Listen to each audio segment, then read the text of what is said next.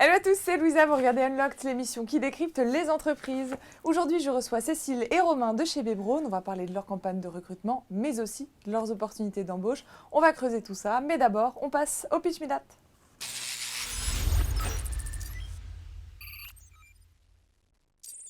Bonjour Romain, bonjour Cécile. Bonjour Louisa. Bonjour. Ça va? Très bien. Pleine forme.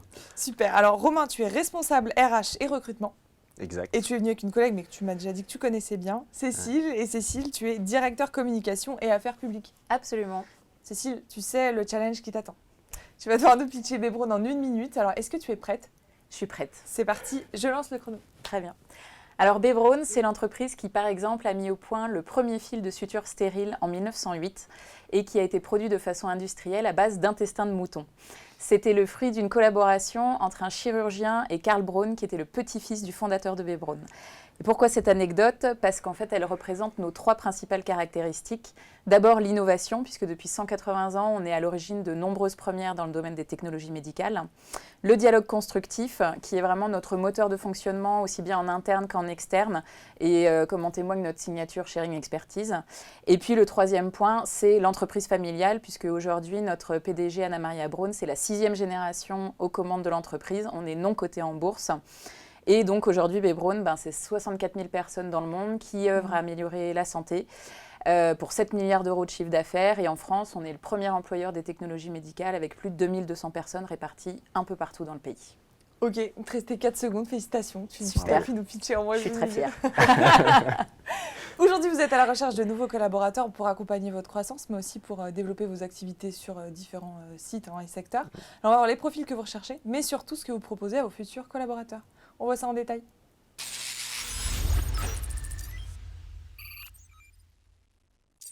Alors Romain, aujourd'hui, quels sont les profils et les diplômes que tu recherches? Alors on a une chance chez Bebraun, c'est qu'on a 300 métiers différents, donc on cherche énormément de monde sur des métiers très variés. Principalement, ça va plutôt porter sur des fonctions marketing, donc généralement chef de produit, également tout ce qui peut être vente, pas mal de sales, marketing. Les affaires réglementaires, ce qui est propre à notre environnement, pour le coup, le monde de la pharma et du dispositif médical, c'est extrêmement réglementé, il faut être très rigoureux dans ce qu'on fait lors de lancement de produits ou autres projets. Et puis on a une chance également, c'est d'avoir des sites de production en France, donc on est aussi amené à chercher des gens principalement en R&D ou sur des projets d'industrialisation, etc. Pour les postes, c'est plutôt des stages, des CDI? Alors, on a pas mal de stagiaires, on prend à peu près une 40aine de stagiaires alternants par an. Sur des recrutements également CDI, CDD, et alors on n'est pas peu fiers de ça, mais c'est vrai que sur nos stagiaires, notamment de fin d'année, fin de cursus universitaire, on en prend à peu près 4 sur 10 qui continuent l'aventure avec nous chez Bebraun. Vous m'avez dit au téléphone, il y a des prérequis quand même pour intégrer Bebraun, notamment la maîtrise de l'anglais, c'est important? Oui, on est quand même un grand groupe international, donc en fonction des postes, évidemment, ça dépend, mais aujourd'hui, on peut plus se permettre en fait, de recruter des personnes qui ne parleraient pas du tout anglais, parce qu'on est de plus en plus quand même amené à interagir avec les autres pays, avec la maison mère en Allemagne. Et puis, je pense qu'il n'y a pas que l'anglais, il y a aussi des caractéristiques de comportement. Voilà, chez Bebraun, on est des gens, il y a plutôt une bonne ambiance, donc c'est quand même hyper important d'avoir aussi cette capacité à travailler en équipe, à aller vers les autres, à régler des problèmes, etc., tous ensemble. C'est vraiment aussi cette manière qu'on a de travailler. Je parlais tout à l'heure du dialogue constructif, c'est vraiment ça, c'est de se challenger aussi au quotidien. Et ça, c'est peut-être une marque de fabrique aussi qu'on recherche chez nos candidats. Ouais. On parlait des stagiaires tout à l'heure, c'est quoi la fourchette salariale d'un stagiaire? Alors aujourd'hui, ça va dépendre de son niveau de diplôme préparé. On va commencer globalement entre 800 € d'indemnité par mois jusqu'à 1200. Et le petit plus Bebraun, c'est qu'on leur a mis un petit incentive, c'est-à-dire que s'ils sont performants, on vient récompenser tout ça avec une petite prime en fin de stage plutôt sympathique si on veut s'offrir des vacances peut-être. Plutôt sympa. C'est pas mal. Et comment ça se passe l'intégration des nouveaux arrivants? Alors moi je peux parler en tout cas de ce que je connais, mais il y a tout un parcours qui est organisé par nos collègues de la RH en général, notamment sur la partie stagiaire alternant. Il y a une animation en réseau, ils vont déjeuner ensemble, il y a des petits déjeuners d'organisés, de présentations, d'interventions, etc. Et puis après, sur la partie plus plutôt poste CDD, CDI. En général, il y a des parcours de formation en fonction du métier, parce qu'effectivement, on l'a dit, il y a des spécificités, des formations logicielles. Voilà, donc c'est assez encadré, assez riche. Et puis après, évidemment, ça dépend des métiers. Ouais. L'idée, c'est de pouvoir mettre le collaborateur ou le stagiaire ou l'alternant dans les meilleures dispositions, tout simplement pour pouvoir s'éclater dans son quotidien chez B. Braun. Et comment vous les accompagnez, ces jeunes collaborateurs, justement, dans leur montée en compétences? Tu parlais de formation. Ouais, alors ce qu'il faut savoir, c'est qu'on a en plus une personne qui s'occupe vraiment de la communauté campus, stage alternant donc, chez B. Braun, qui va donc les recevoir pour un petit déj d'accueil, qui va les accompagner tout au long de leur stage ou de leur alternance chez B. Braun avec des points réguliers, avec le management. Également des managers, on a la chance d'avoir des managers qui sont extrêmement disponibles et bienveillants vis-à-vis de nos stagiaires alternants. Donc voilà, il y a vraiment un suivi très régulier, un encadrement très proche. Bon, Cécile, je comprends que tu es manager. Oui. Comment ça se passe, toi, la relation avec les employés et ceux que tu manages? Ça se passe très bien. Moi, je suis chez B. Braun depuis 9 ans, donc j'ai aussi la chance du coup maintenant de bien connaître la maison. Du coup, les gens me connaissent aussi, donc il y a pas mal d'échanges qui se fait assez spontanément. Hein. Voilà, on est une entreprise très humaine, donc c'est quelque chose peut-être d'un peu spécifique chez les Allemands. C'est assez horizontal, c'est-à-dire que le président, il est comme nous dans l'open space et tout le monde est assez accessible. Donc du coup, cette relation managériale, elle est là en pilotage, je dirais, mais je trouve que dans les relations, en tout cas, on est des gens comme les autres. Et pour revenir sur les formations, ils sont demandeurs ou c'est vous qui allez vers eux et qui leur proposez des nouveautés? Alors, ça peut être les deux cas. Nous, ce qu'on va rechercher aussi notamment, c'est des personnes qui sont curieuses, qui ont envie de s'investir, qui ont envie de découvrir vraiment les métiers de B. Braun et l'écosystème également, qui peut être assez complexe au démarrage. Donc on va les accompagner avec des formations, peuvent être aussi force de proposition, nous proposer des choses et voilà, après on va étudier la pertinence ou pas de mettre en place certains accompagnements plus spécifiques. Et alors, concernant la perspective d'évolution, c'est plutôt parcours type ou sur mesure chez B. Braun? Alors, peut-être que Romain me contredira, mais moi je dirais un peu sur mesure, enfin la perception que j'en ai, parce que ça tient, tu as dit un mot-clé, c'est vraiment la curiosité. Je pense qu'il faut avoir envie, quoi. Faut avoir envie de découvrir, il faut avoir envie, être motivé. Et à partir du moment où on a ça, je pense qu'on peut réussir plein de choses chez B. Braun. Et puis, il n'y a pas de parcours type. Parfois, il y a des gens qui commencent par le marketing, qui ont envie d'aller sur le terrain, faire des ventes, et inversement, ou de passer aux affaires réglementaires.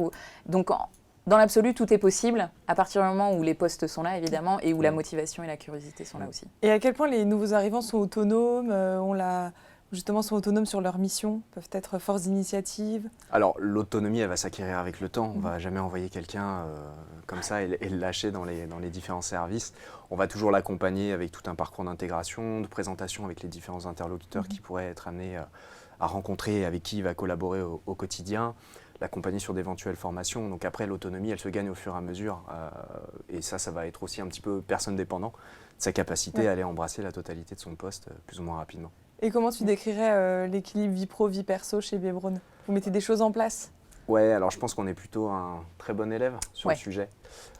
Nous, ça fait plusieurs années qu'on a un télétravail, enfin un accord sur le télétravail, où l'ensemble de nos collaborateurs peuvent en bénéficier pour le coup. On est très vigilant sur cet équilibre vie pro, vie perso, avec des accords notamment sur tout ce qui peut être parentalité, où on va accompagner les jeunes parents dans le fait de pouvoir s'occuper de leurs enfants, tout en garantissant par exemple des compléments de salaire. Donc on peut passer sur des temps partiels et avoir un complément de salaire. Qu'est-ce qu'on peut avoir d'autre comme alors après, c'est pas tout à fait le même sujet, mais je trouve qu'effectivement, vie pro, vie perso et diversité et égalité homme-femme, enfin c'est un grand sujet à la mode. Je sais pas si c'est la culture familiale, la culture allemande, mais en tout cas c'est quelque chose sur lequel c'est pas critique chez B. Braun. Aujourd'hui, on est plutôt dans les très bons élèves. La moitié de notre comité exécutif est féminin. C'est suffisamment rare pour être précisé. Et effectivement, sur l'équilibre vie pro, vie perso, je pense qu'il y a un très bon équilibre aujourd'hui. Les gens sont très investis. Peut-être d'autant plus investis justement qu'on maintient, on veille vraiment à cet équilibre vie pro, vie perso. Et qu'il y a un vrai respect. Et vous organisez des événements? Oui, bien sûr. Alors, moi, pour le coup, ça, je connais bien. C'est mon équipe qui gère ça. On a, alors je parle en tout cas pour le siège, on a des événements, on va dire, professionnels récurrents dans le mois qu'on appelle les Midi à la Une, qui sont des conférences thématiques où on va parler de lancement de produits, de projets RH, de grands projets de l'entreprise. Donc ça, c'est 1 à 2 fois par mois. On a après la fête de Noël, le pique-nique de l'été. Enfin voilà, il y a un certain nombre de choses qui se passent comme ça tout au long de l'année pour mêler professionnalisme et le petit côté fun fun aussi d'être ensemble. Bon, je vous ai bien cuisiné, maintenant on va passer à l'instant étudiant et on va prendre leurs questions. C'est parti. Ok.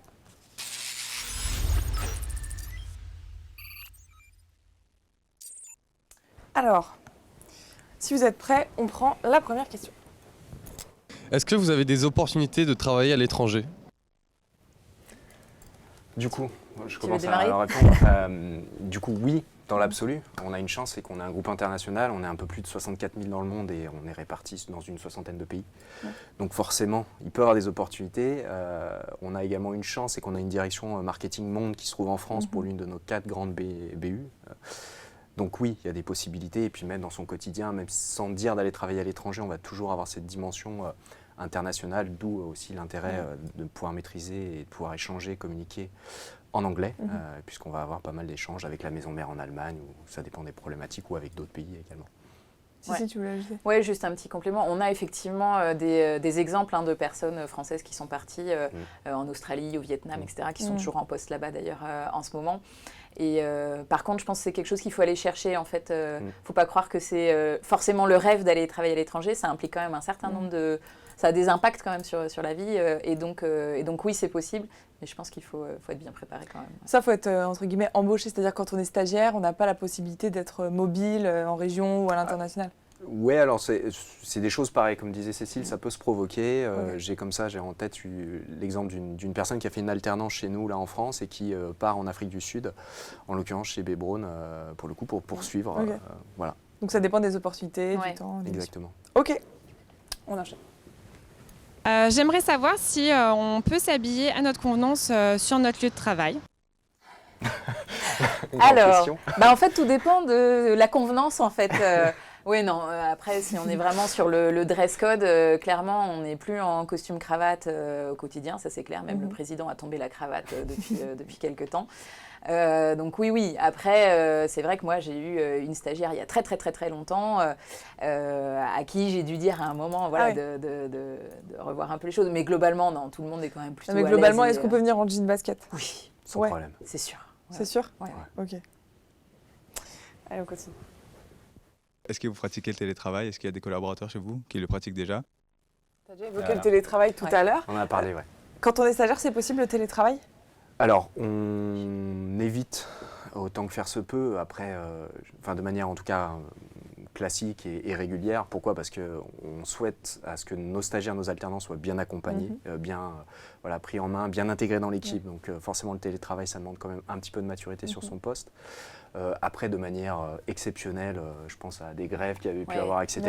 À ce moment-là, on ouvre cette possibilité aussi pour éviter que nos collaborateurs se perdent dans les transports en commun, par exemple. Et il y a des jours spécifiques pour faire du télétravail quand on peut le... Pas nécessairement, non. Il n'y a pas de jour fixe aujourd'hui chez nous. On va fonctionner plutôt sur un système de crédit de jours par mois. Chaque collaborateur discute avec son manager, définit un nombre de jours de télétravail par mois et puis je vais les utiliser comme je souhaite on dans peut le les mois. poser comme des congés, quoi. Exactement, c'est le même principe. Ok. On continue. Est-ce que c'est important d'avoir une autre langue en plus de l'anglais? En plus de l'anglais, c'est toujours un plus. Ouais. Moi, je dirais c'est toujours un plus. Alors évidemment, chez nous, ça va être l'allemand. C'est toujours bien parce que ça permet de se placer à la maison mère. Donc ça peut être bien. L'espagnol aussi est pas mal parce qu'on a quand même beaucoup d'activités avec l'Amérique latine, l'Espagne, etc. Donc je dirais oui, c'est pas indispensable, mais ouais, c'est toujours un plus. C'est toujours un plus, clairement. Est-ce qu'on est sur une équipe à grande dimension? Est-ce que c'est des équipes plutôt à taille humaine? Ça dépend. En fait, l'entreprise, elle est énorme. On a des 64 000 personnes dans le monde. Mais les équipes restent... j'ai pas l'impression qu'on soit sur des grandes équipes avec ça reste assez et puis des lignes managériales qui sont somme toute assez courtes, ce que disait Cécile. On est quand même sur une structure qui n'est pas trop pyramidale pour le coup. Et puis en plus on a une possibilité à échanger au quotidien avec le président, avec d'autres fonctions de type comité exécutif très facilement pour le coup. Ok, donc plutôt taille humaine, quoi. Allez, on continue. À quoi ressemblent les locaux? Alors les locaux, c'est de l'open space? On n'en est pas peu fiers. On a emménagé il y a 1 an et demi dans des super locaux à Saint-Cloud. Effectivement, ceux de l'open space. On a un concept de flex office, donc les gens peuvent aller s'asseoir un peu partout, mais avec plus de bureaux que de nombre de personnes, donc personne ne se retrouve à devoir travailler sur un coin de table. Voilà, je pense que c'est important à préciser. Puis le petit plus, c'est une vue plutôt sympathique sur Paris et la Tour Eiffel. Ouais. Ok, bon, on gardera ça pour cette rubrique. Maintenant, en tant qu'expert, j'imagine, surtout toi, Romain, que vous avez les meilleurs conseils à leur donner pour qu'ils puissent réussir leur entretien. On voit ça tout de suite.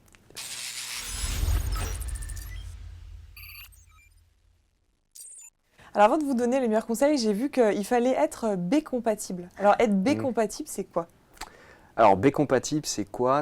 Alors ça résulte d'un projet qu'on a mené qui était en fait tout simplement de révéler notre identité, notre ADN, comme on le dit, et c'est cette B-compatibilité qui est en fait notre ADN. C'est-à-dire qu'on a essayé de révéler finalement qui était le collaborateur B-Braun au travers de 4 composantes. Pour le coup, qui sont l'inventivité, on a l'audace, la générosité et l'enthousiasme. Voilà. Et donc c'est ça la B-compatibilité, c'est quand on a ces 4 caractéristiques, ces 4 composantes qui jouent en soi. Et si on fit avec ces 4 critères, eh ben, faut vite venir chez nous alors. Faut vite venir en entretien. On n'est pas obligé d'avoir les 4, mais en tout cas, ça représente assez bien effectivement les caractéristiques de donc ça, c'est plutôt les soft skills à mettre en avant. Au niveau des hard skills, donc on a parlé de l'anglais. Oui, alors après, ça dépend vraiment des métiers sur lesquels on va être positionné. Si je parlais tout à l'heure du marketing, typiquement chez nous, on va être souvent en recherche de profils avec double compétence, des gens qui connaissent l'environnement de la santé, qui peuvent être par exemple des pharmaciens diplômés, et qui vont aller compléter avec un master spécialisé en marketing. Très souvent, après, sur des fonctions plutôt support, type RH, communication, on va être sur des formations, somme toute assez classiques, de type supérieur, Bac+5. Sans spécificité forcément liée à un environnement pharmaceutique, médical ou de la santé. Alors comment on se prépare à un entretien chez B-Braun ?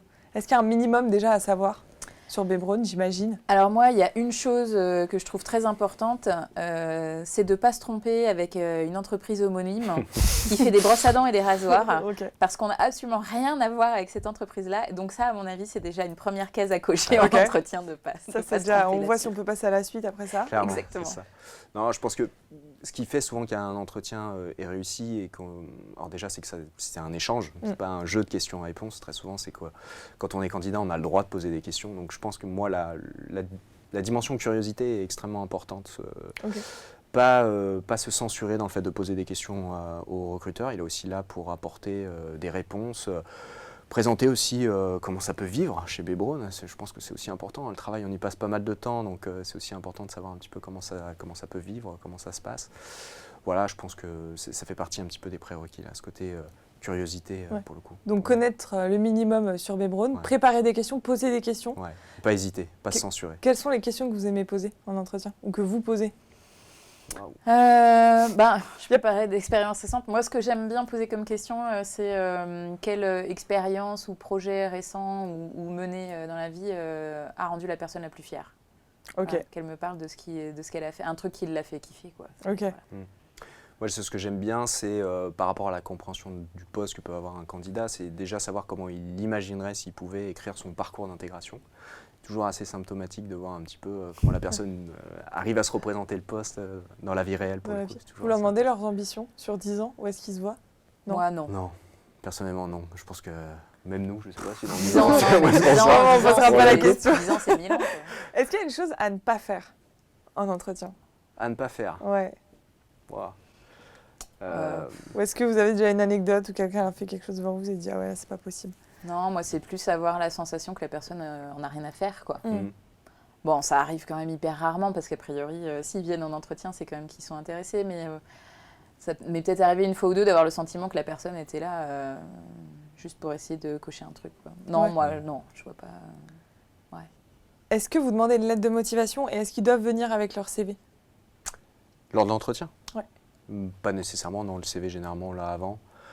La lettre de motivation, c'est bien si elle est là. Après, je pense pas que ce soit un must-have forcément lorsqu'on dépose une candidature. Un mail, quelques lignes d'explication, je pense que ça suffit. Vous les lisez, les lettres de motivation, quand il y en a ?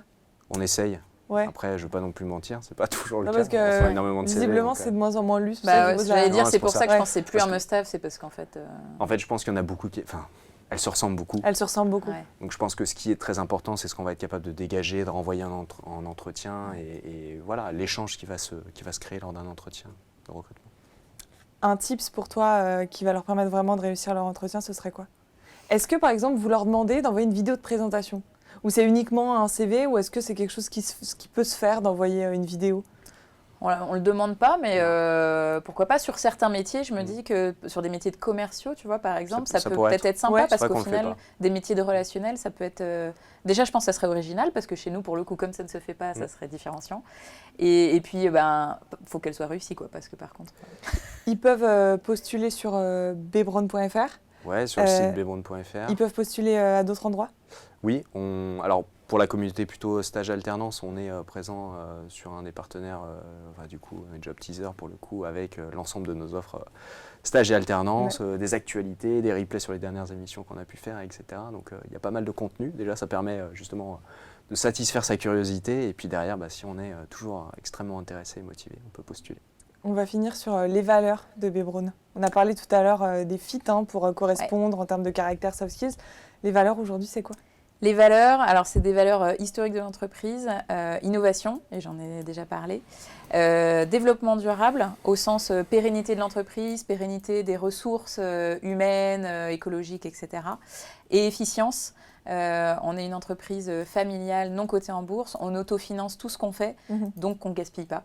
Voilà, donc c'est ça les 3 valeurs piliers. Et puis Romain a parlé de notre ADN plus comportemental. Voilà.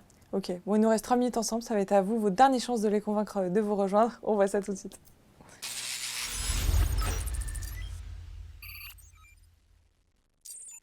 Alors, pourquoi vous rejoindre? Pourquoi nous rejoindre? Pourquoi nous rejoindre? Parce que je pense qu'on est une entreprise assez unique, honnêtement, et je suis vraiment convaincue de ça. En termes de fonctionnement et en termes de choses qu'on a l'occasion de faire, il y a un pouvoir d'entrepreneuriat chez bbrown quand on a l'envie et les compétences qui est vraiment très fort et que je n'ai pas forcément vu ailleurs. On a organisé là, récemment un gros événement qui s'appelle Experience Day, c'était la première année. Et en fait, l'objectif, c'était de venir vivre l'expérience bbrown chez nous, dans nos locaux. On avait monté un énorme showroom avec toutes les plus grandes technologies récentes ou à venir de l'entreprise. On a fait une journée dédiée à l'interne, une journée dédiée aux étudiants, Romain pourra en parler, 2 journées dédiées aux professionnels de santé avec des conférences thématiques, etc. Et vraiment, je pense que c'est en venant vivre ce genre de journée qu'on se rend compte un peu comment c'est vraiment chez bbrown et qu'est-ce qui nous différencie des autres boîtes de notre secteur. Encore une fois, je pense qu'un des mots-clés, c'est le partage. C'est notre credo, mais je pense que voilà, Experience Day, c'est un peu dans cette même logique.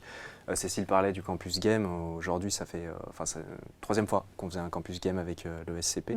Donc, on a convié toute une promotion sur un master spécialisé marketing appliqué à l'industrie pharma. Okay.